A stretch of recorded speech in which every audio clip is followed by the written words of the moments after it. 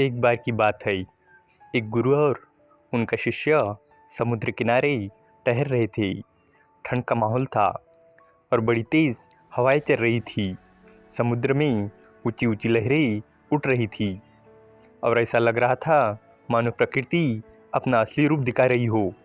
दोनों शांति से चल रहे थे, लेकिन शिष्य सोच रहा था कि गुरु से इस दौरान क्या सिखाने वाले हैं। और फिर कुछ देर चलने के बाद गुरु अचानक रुक गए और उन्होंने समुद्र की ओर देखा और अपने शिष्य की ओर मुड़े और बोले, ये समुद्र तुम्हें किस चीज़ की याद दिलाता है? शिष्य कुछ देर के लिए सोचता रहा और बोला, गुरुजी, ये मुझे मेरे मन और उसके बेचैन विचारों की याद दिलाता है। जैसे ये लहरें लगातार उठती गिरती रहती है, वैसे ही मेरे मन में भी विचार आते जाते रहते हैं। गुरु मुस्कुराए और बोले, तुमने सही कहा बेटा, हमारा मन इस पानी की तरह है। जब ये शांत होता है तो ये साफ और स्थिर होता है, लेकिन जैसे ही हवा चलने लगती है तो पानी में लहरें उठने लगती है। उसी तरह जब हमारे मन में विचार आते हैं तो वो उसे अशांत कर देते हैं और इच्छा और डर की लहरों को पैदा करते हैं। शिष्य बड़ी ध्यान से सुन रहा था और फिर गुरु ने पूछा, अच्छा बताओ, क्या तुम इस तरह के तूफानी समुद्र के बीच एक छोटी नाव में रहना चाहोगे? शिष्य ने तुरंत जवाब दिया, नहीं गुरुजी, ये तो बहुत ही खतरनाक होगा। मैं कभी ऐसा नहीं करना चाहूँगा। गुरु ने सहमति में सिर हिलाया और बोले, तुम सही कह रहे हो, लेकिन असलियत में तुम और अधिकतर लोग इसी स्थिति में हैं, एक तूफानी समुद्र के बीच बिना पतवार की नाव में। तुम्हारा मन बहुत बेचैन है, क्योंकि उसमें हर समय तरह तरह के विचार आते रहते हैं। ये विचार तुम्हारे मन को अशांत कर देते हैं, जैसे हवा समुद्र के पानी को। शिष्य ने ये सुना और गहराई से सोचने लगा। कुछ देर की खामोशी के बाद गुरु ने पूछा, बताओ, क्या तुम इस पानी को अपने हाथों से पकड़कर शांत कर सकते हो? शिष्य ने सिर हिलाया और बोला, नहीं गुरुजी, ये तो असंभव है। गुरु ने मुस्कुराते हुए कहा, बिल्कुल, पानी को शांत करने के लिए तुम्हें हवा को रोकना होगा।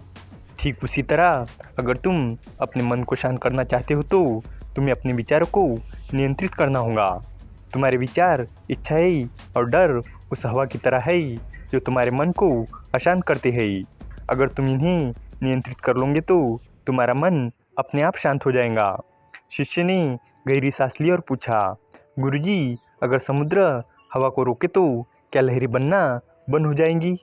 गुरु ने हंसते हुए कहा, अगर ऐसा हो सके तो सचमुच लहरें शांत हो जाएंगी, लेकिन सच्चाई ये है कि प्रकृति की हवा को हम नियंत्रित नहीं कर सकते। लेकिन हाँ, तुम अपने मन की हवा यानी अपने विचारों को ज़रूर नियंत्रित कर सकते हो। अगर तुम अपने विचारों को शांत कर सको तो तुम्हारा मन भी इस समुद्र की तरह शांत हो जाएगा। गुरु ने अपनी बात को आगे बढ़ाते हुए कहा, अगर तुम ध्यान से देखोगे तो पाओगे कि मन का स्वभाव बेचैन नहीं है, इसकी असली प्रकृति शांत और स्थिर है।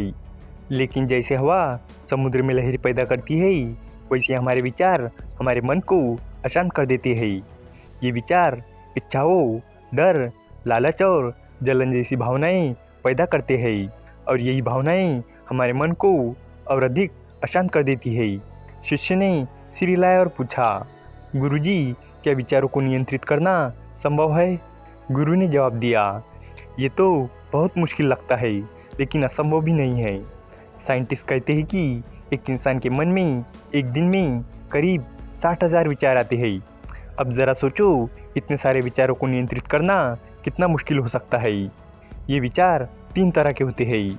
नंबर 1, सकारात्मक विचार। नंबर 2, नकारात्मक विचार। नंबर 3, व्यर्थ विचार।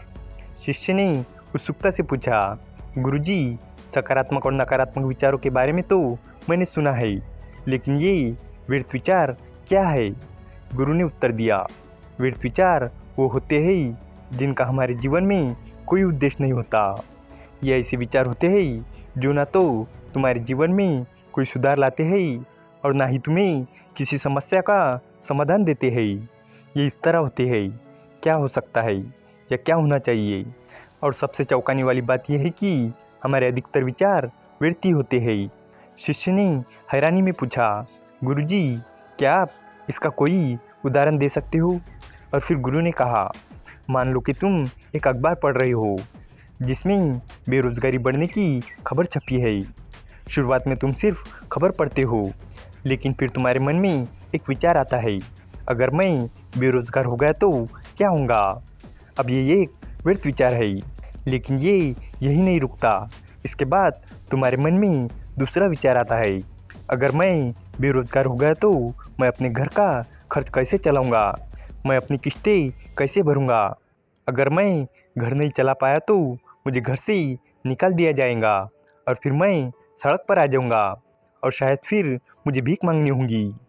गुरु ने थोड़ी देर रुककर शिष्य की ओर देखा और कहा, अब देखो, ये सब कहाँ से शुरू हुआ था? सिर्फ एक खबर से। लेकिन एक व्यर्थ विचार ने तुम्हारे मन में नकारात्मक विचारों का तूफान खड़ा कर दिया और इन विचारों ने तुम्हारे मन को अशांत कर दिया। और फिर शिष्य ने सिर झुका लिया। वो समझ चुका था कि उसके मन में भी अक्सर इसी तरह के विचार आते रहते हैं। गुरु ने शिष्य को हिम्मत देते हुए कहा, चिंता मत करो, इसका समाधान है। इसके लिए तुम्हें अपने विचारों पर ध्यान देना सीखना होगा। जब तुम अपने विचारों को पहचानने लगोगे तो तुम व्यर्थ विचारों को आने से पहले ही रोक सकते हो। शिष्य ने पूछा, गुरुजी, ये कैसे संभव है? गुरु ने मुस्कुराते हुए कहा, ये इस तरह है जैसे तुम सड़क किनारे बैठकर गाड़ियों को आते जाते हुए देख रहे हो। आने जाने वाली गाड़ियाँ तुम्हारे विचार है। तुम्हें ना तो उन्हें रोकना है और ना ही उनके पीछे भागना है। तुम्हें बस उन्हें देखना है, उन्हें पहचानना है और जाने देना है। अगर तुम ऐसा करना सीख जाओ तो तुम्हारे मन को व्यर्थ विचारों से राहत मिलेगी। लेकिन ऐसा करना भी आसान नहीं है, यह हमें अभ्यास मांगता है और इस अभ्यास का सबसे अच्छा तरीका ध्यान है। ध्यान तुम्हारे मन को वर्तमान में रहने की आदत डालता है। ये तुम्हें सिखाता है कि विचारों को बिना किसी प्रतिक्रिया के देखो और उन्हें जाने दो। धीरे धीरे यह अभ्यास तुम्हारे मन को शांत और स्थिर बना देगा। गुरु ने आगे कहा, जब तुम्हारा मन शांत होगा तो तुम्हें दुनिया भी शांत लगने लगेगी। लेकिन बाहरी दुनिया को बदलने की कोशिश मत करना, पहले अपने भीतर की दुनिया को बदलना। जब तुम अपने मन को नियंत्रित कर लोगे तब तुम्हें अपने जीवन पर भी अधिक नियंत्रण मिलेगा। और फिर शिष्य ने गुरु के पैर छुए और वादा किया कि वो अपने मन को शांत करने के लिए पूरा प्रयास करेगा। और धीरे धीरे उसने ध्यान करना शुरू किया और पाया कि उसके जीवन में शांति और संतोष बढ़ने लगा। ये कहानी हमें सिखाती है कि हमारे विचार ही हमारे जीवन को दिशा देते हैं। एक बेचैन मन जो व्यर्थ की चिंता और डिस्ट्रैक्शन से भरा होता है, जीवन में बेचैनी पैदा करता है। अगर हम अपने विचारों को समझना और नियंत्रित करना सीख ले, खासकर व्यर्थ विचारों को, तो हम अपने मन को शांत कर सकते हैं। ध्यान हमारे मन को शांत रखने के लिए वो साधन है जो हमें वर्तमान में रहने और जीवन के कठिन समय में भी मजबूत बने रहने में मदद करता है। उम्मीद है कि आपको ये कहानी पसंद आई होगी और भी इसी तरह की इंस्पायरिंग और मोटिवेशनल स्टोरीज़ के लिए हमारे चैनल को सब्सक्राइब करें। तो चलिए मिलते हैं अगले वीडियो में, तब तक के लिए goodbye and stay healthy.